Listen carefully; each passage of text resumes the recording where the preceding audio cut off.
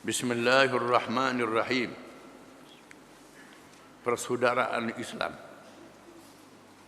antara pertama yang Nabi asas bila berhijrah ke Madinah, bila mendirikan kerajaan Islam di Madinah, ialah mempersaudarakan di kalangan orang-orang Islam. Eratnya persaudaraan atas nama Islam ni lebih daripada hubungan keluarga dan anak beranak. Hubungan agama hendaklah didahulukan daripada hubungan keluarga dan anak beranak. Sehingga mereka sanggup meninggalkan keluarga, meninggalkan anak beranak, meninggalkan ibu dan bapa yang tak Islam, meninggalkan saudara mara yang tak masuk Islam. Mereka berhijrah ke Madinah. Orang Madinah pula menerima saudara mereka yang berhijrah lebih daripada anak beranak mereka sendiri. Ini ditanam oleh Nabi sallallahu alaihi wasallam. Perkara kedua yang menjadi tonggak kekuatan umat, yang pertama masjid dan masyarakat Islam ialah hubungan sesama umat Islam. Berdasarkan perasas inilah Rasulullah SAW telah mempersaudarakan di antara golongan muhajirin dan ansar.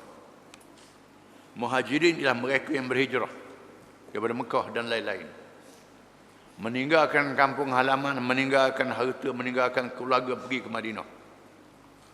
Dan Ansar, mereka yang duduk di Madinah, penduduk tetap Madinah, Aus dan Khazraj, dengan meletakkan Islam sebagai ikatannya.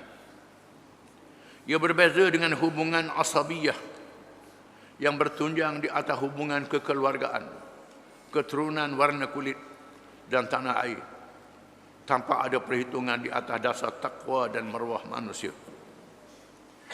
Hubungan di atas nama Islam ni beza dengan hubungan keluarga, hubungan yang lain, hubungan kabilah.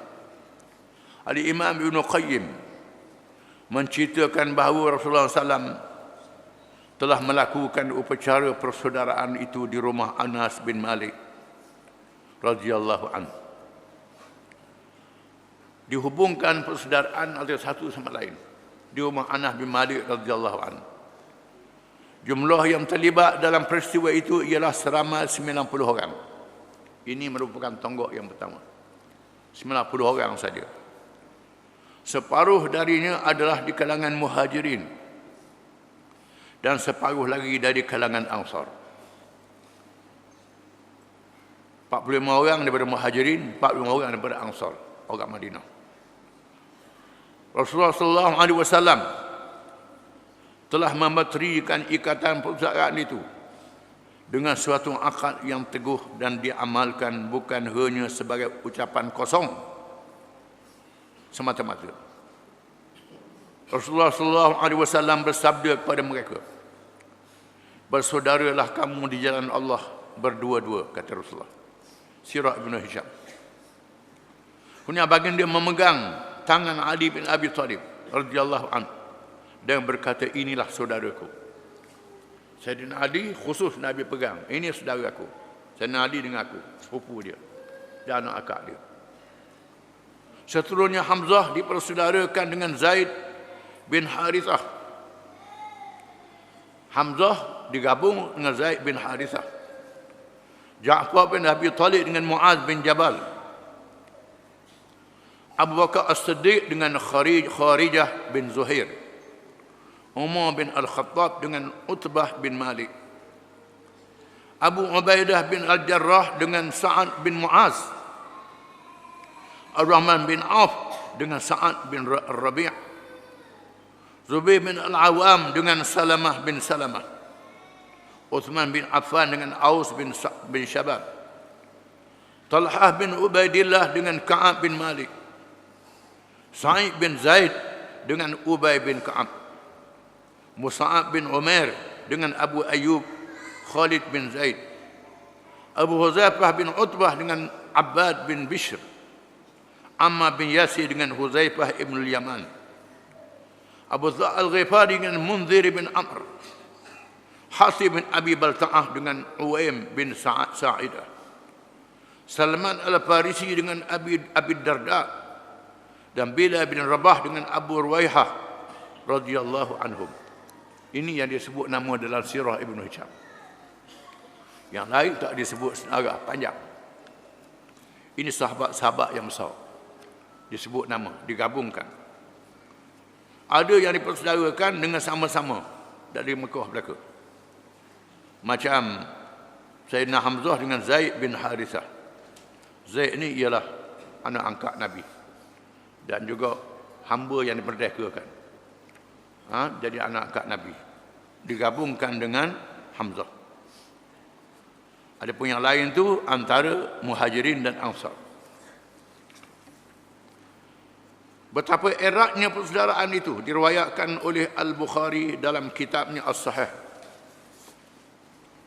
Setelah mereka tiba di Madinah, Rasulullah SAW telah mempersaudarakan di antara Abdurrahman bin Auf dengan Sa'ad bin Rabi'. Sa'ad telah berkata kepada Abdurrahman, saya adalah orang yang paling kaya di kalangan Ansar. Kata Sa'ad, saya ni orang kaya di Madinah ni. Marilah kita bahagi dua harta itu. Kita bagi dua harta ni, harta saya ni. Siapa begitu? Sanggup bagi dua harta. Kekayaan dia. Payah. Ini bukan sebarangan. Dengan sebab itulah mereka dipilih masuk syurga. Tak macam kita. Kita ni ada tak banyak mana berebut pula. Ini harta yang banyak, sanggup bagi dua. Kata sahabat ni, Abdurrahman bin Auf, saya mempunyai dua isteri. Saya dua isteri. Pilih yang mana satu awak suka. Saya ceraikan dia. Saya dua isteri. Pilih nak mana saya cerai, seorang beri kamu. Ini bukan sebarangan. Apabila selesai iddahnya, berkahwinlah dengan dia. Bila habis iddah, mengkahwin. Abdurrahman bin Auf menjawab, Abdurrahman bin Auf, taklah terima tawaran ini. Mudah-mudahan Allah memberkati keluarga dan hartamu. Tunjukkanlah pada saya di mana pasal kamu. Tak payah cerai lah bini. Kata Abdurrahman bin Auf, tak payah cerai lah. Tak payah bagi duit, tak payah bagi harta. Tunjuk mana pasal, aku nak berniaga. Abdurrahman bin Auf ni orang yang bijak berniaga. Mu tunjuk je pasal mana aku nak berniaga. Tak payah bagi dua harta.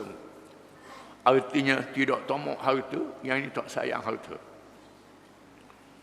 Di peringkat awal persaudaraan itu sampai ke peringkat menerima pusaka. Apabila salah seorang dari mereka meninggal dunia, peringkat awalnya boleh terima pusaka bila mati. Bila mati, terima pusaka. Siapa begitu? Sehinggalah Allah menurunkan dengan ayat pusaka. Ini belum turun ayat yang berkait pusaka lagi. Dinasahkan. Boleh bagi pada kawan. Turun ayat pusaka, maka dibagi pada keluarga. Dan banyak lagi kisah yang benar-benar berlaku. Menunjukkan betapa ikhlasnya kasih sayang golongan Ansar terhadap saudara-saudara mereka dari kalangan Muhajirin. Golongan Muhajirin pula bukanlah golongan yang hanya mengambil kesempatan. Orang Muhajirin ini bukan mengambil kesempatan.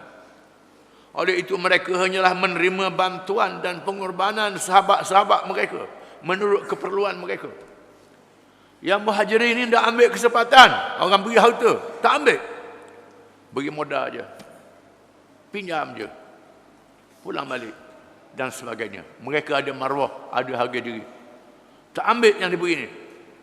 Peristiwa ini telah mencatatkan satu sejarah pada umat Islam yang meletakkan betapa agungnya ikatan sesama Islam berbanding dengan ajaran-ajaran lain di dunia. Beza dengan ideologi ciptaan manusia.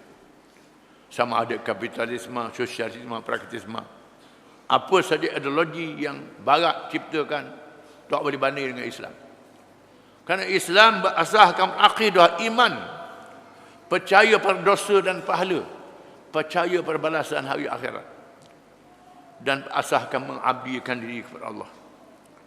Sesungguhnya persaudaraan yang berasaskan ikatan akidah adalah lebih teguh berbanding dengan ikatan-ikatan persaudaraan yang berasaskan berikatan kekeluargaan, keturunan, bangsa, tanah air dan kepentingan ekonomi serta lain-lain kepentingan yang ditegakkan oleh ideologi ciptaan manusia. Hubungan yang lain dari ikatan akidah adalah lebih bergantung perasaan dan kepentingan lahiriah yang bersifat sementara. Sedangkan hubungan ukhuwah Islamiah adalah menjadi satu keyakinan yang sebati dalam hati sanubari, tetap utuh dan tidak putus walaupun berbeza keturunan, bangsa dan kepentingan duniawi.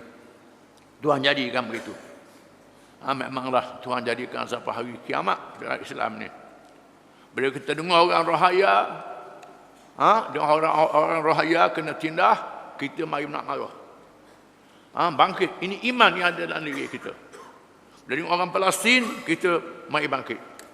Dengar di mana saja orang Islam diunyaknya, menyebabkan naik semangat kita.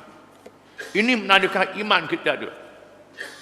Oleh kerana perpaduan umat menjadi salah satu unsur terpenting dalam kebangkitan umat dan negara yang didukungi, maka langkah Rasulullah SAW mempersaudarakan golongan Muhajirin dan Ansar merupakan satu langkah yang bijak. Umat Islam yang bersaudara itu mempunyai kedudukan yang teguh dan akidah yang kuat, menjadikan mereka golongannya yang berkuasa dalam masyarakat majmuk yang majoritinya terdiri daripada orang-orang yang bukan Islam.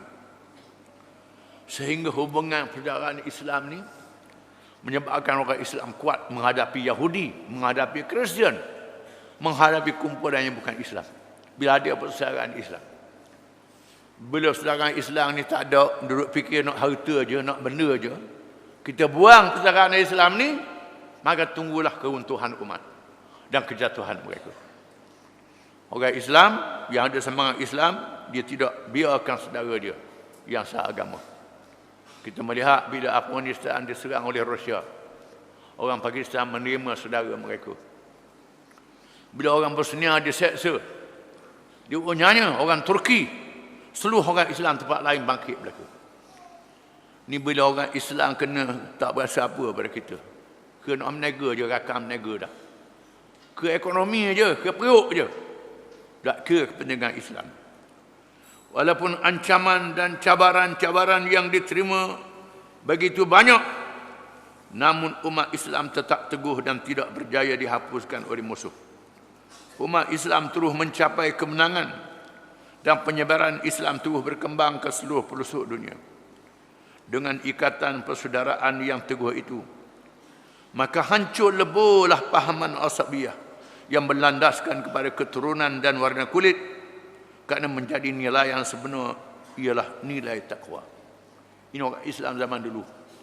Ibn Battuta, pengembara Islam yang datang dari Morocco, mai ke alam Melayu, mai ke Indonesia, dilantik jadi orang besar, dilantik jadi pemimpin, dilantik di tengah masyarakat Islam. Ini hubungan saudara. Paspornya ialah Islam.